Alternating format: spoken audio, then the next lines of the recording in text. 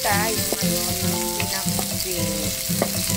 Hindi kompleto yung ingredients ko, pero okay lang. This is my ingredients of pinakbit: kamote, talong, kalabasa, at okra. Yan lang po. Kasi yan lang po yung gulay ko ngayon. Kaya yan ang pakbit ko.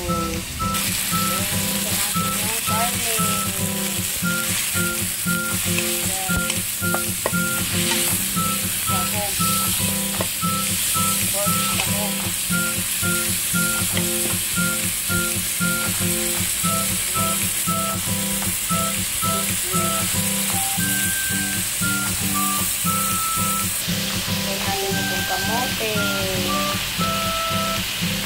At itong bagoong ng Thai. Yan, bagoong ng Thai ito, guys. Parang bagoong din sa atin sa Pinas. Lagyan na natin lahat at kukunti lang naman ito. Okay. Sarap ng pinakbit. Siyempre, hindi mawawala yung veg. Meron tayo kasi ng veg. Alam mo naman na Pinoy mahilig sa walang veggie, parang walang lasa. Haluin natin muna bago natin palambutin muna natin yung kamote. Ito na, guys, lagay ko na rin itong kalabasa. Hindi ako naglalagay ng ampalaya, guys, dahil ayaw ko ng ampalaya. Ayaw ko ng bitter. Charot. Guys, lagay natin itong talong. Pagsabay-sabay na natin ang talong. Ang talong. Ito na.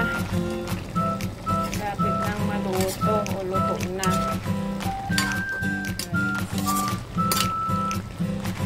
Ang pinakbit. Ano na lang. Hindi maganda pag nagluto ka ng gulay. Kahit anong gulay lagay mo. Diba? Basta may bagoong. Yan na. Dapat try para marami yung nagtubig yung ano. Here you go.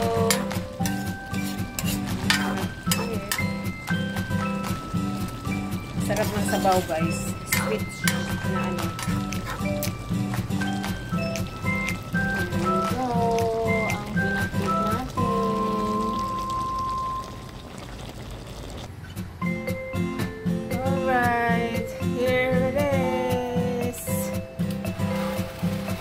Pinakbit. Wow. Hey, guys. Pinakbit ni Jane. Okra, sweet potato, pumpkin, and eggplant with pork meat. Yan, guys.